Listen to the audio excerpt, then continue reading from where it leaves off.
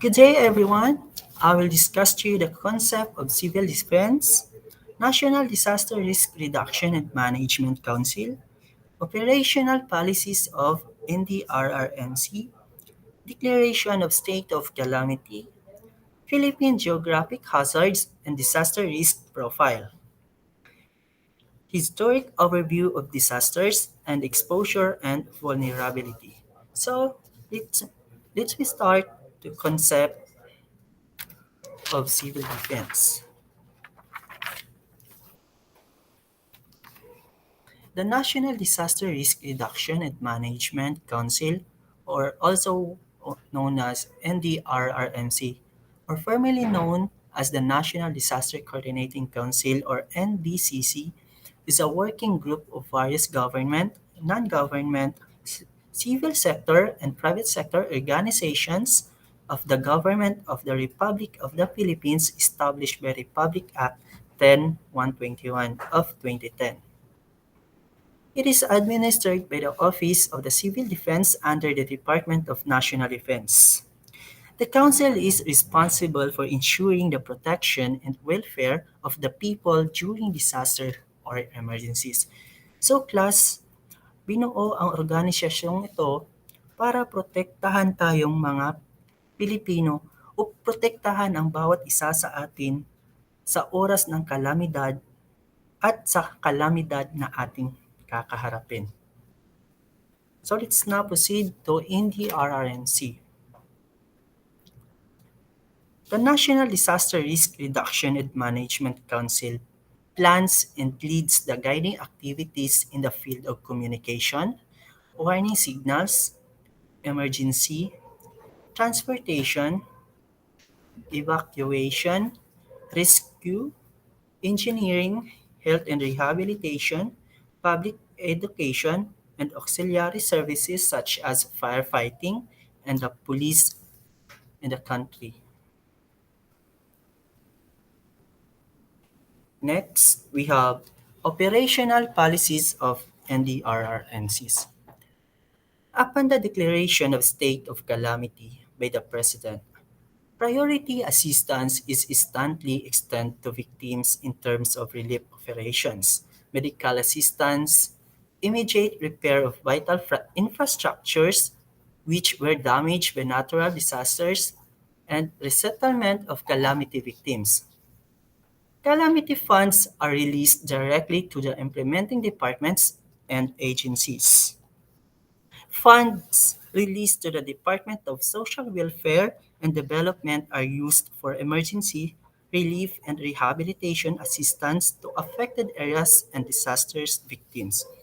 Funds released to the Department of Health are used into procurement of needed medicines and for medical assistance to a disaster victim.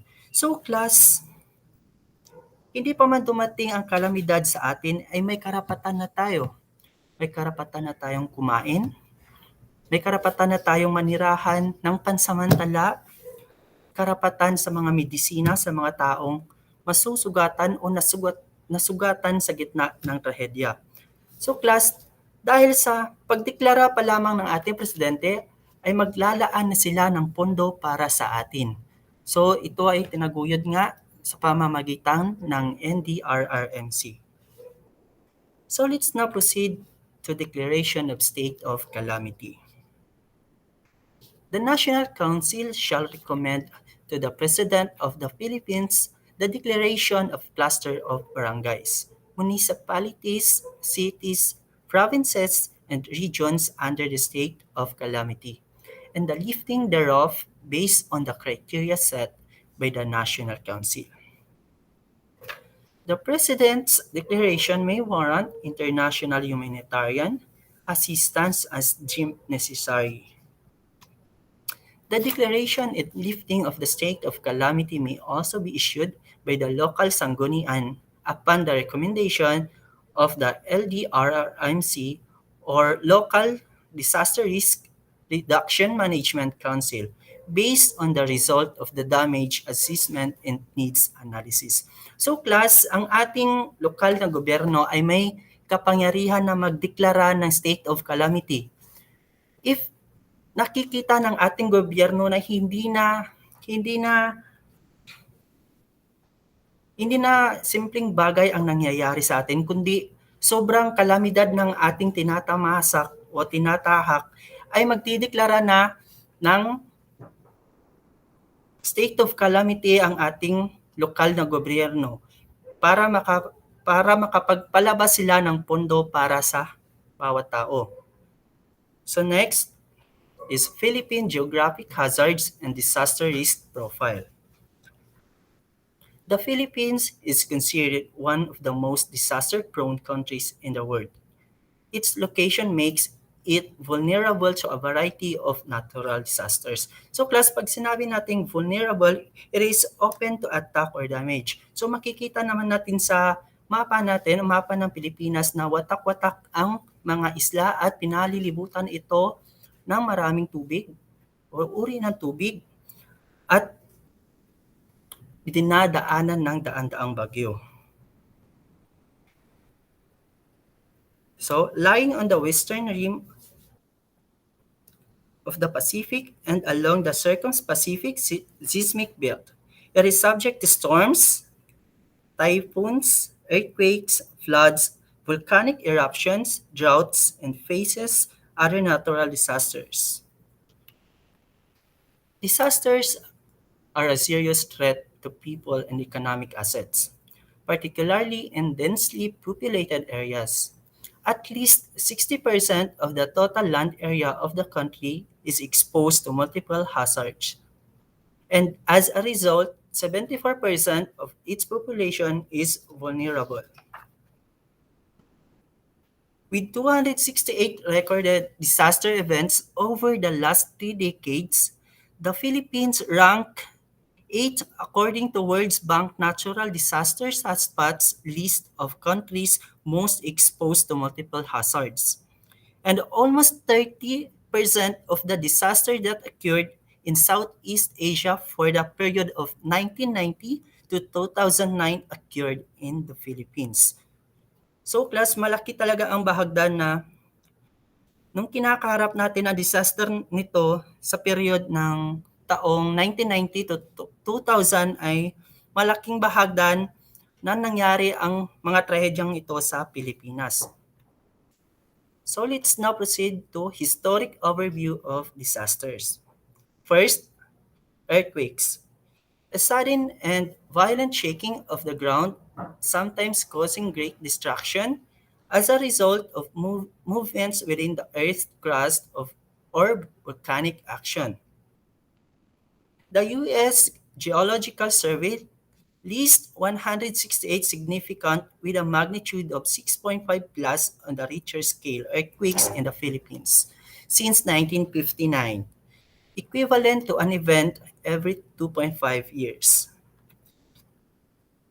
The Philippines Institute of Volcanic and Seismology, or PHIVOLCS, has recorded 12 destructive earthquakes in the last 40 years, the most damaging of which were the 1976 Mindanao earthquake, which killed approximately 6,000 and about 400 US dollars, 400 million US dollar rather, in present value in damage, and the 1990 Central Luzon earthquake, which killed over 1,000 people and caused damages of about 400 million US dollar in present value.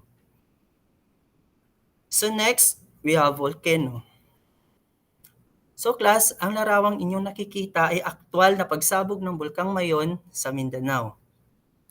So volcano is a mountain or hill typically conical having a crater or vent through which lava, rock fragments, hot vapor, and gas are being or have been erupted from the Earth's crust.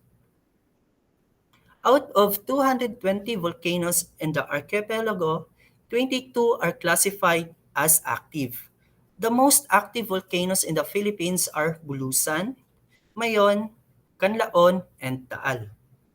The most recent major eruption in the country is the Mount Pinatubo eruption in June 1991, PBOK's forecast of the event saved at least 5,000 lives and US 250 million US dollar million worth of property and infrastructure. A review of historic record indicates that central and southern Luzon are likely to experience a significant eruption about once every 3 years, with a major eruption perhaps every few decades. Mayon and Taal are most active of this volcano. So, next we have tropical cyclones. So, class, ang larawang inyong nakikita ay aktwal na pagtamasa ng bagyong Yolanda sa Pilipinas sa nakaraang taong 2012 na pumatay ng libo-libong katao at nanira ng libo-libong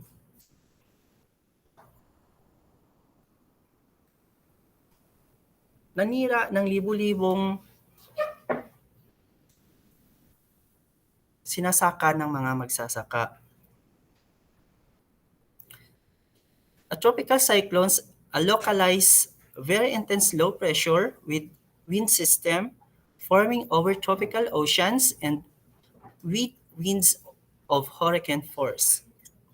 The climate of the Philippines is tropical and is strongly affected by monsoon or rain-bearing winds, which blow from the southwest from approximately May to October, and from the northeast from November to February.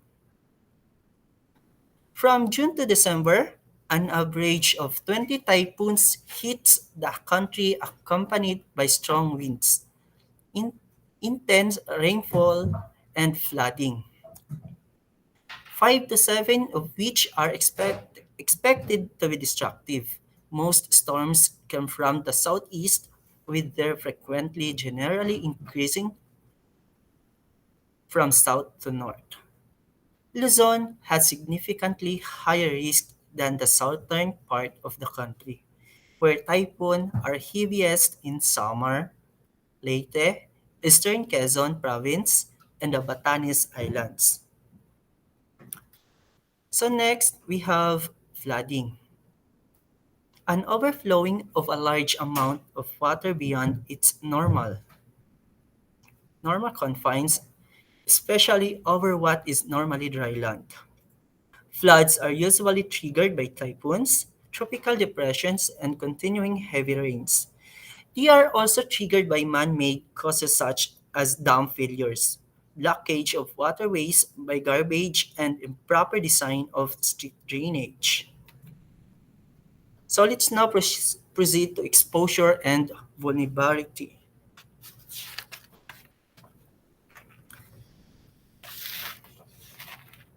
The average annual damage caused by disaster amounts to 19.7 billion pesos in the past 2 decades, equivalent to an average of 0.5% of GDP each year. In addition, agricultural damage is estimated at 12 billion pesos per annum, and an average of 1,008 people are killed annually by natural disasters.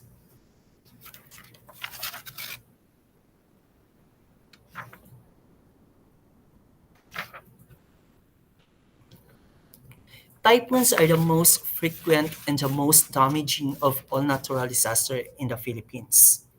The poor are the most vulnerable to the damage caused by natural disasters, as they are the ones left homeless and whose livelihoods are destroyed by the vagaries of the weather. Since almost one-third of the country's employment is based on agriculture, natural disasters have contributed to the increasing incidence of poverty, especially in the rural areas.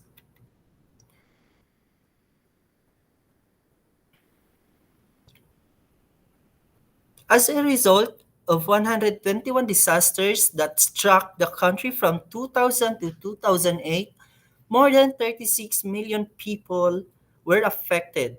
8,177 lives were lost. 374,798 became homeless, and 6,261 were injured.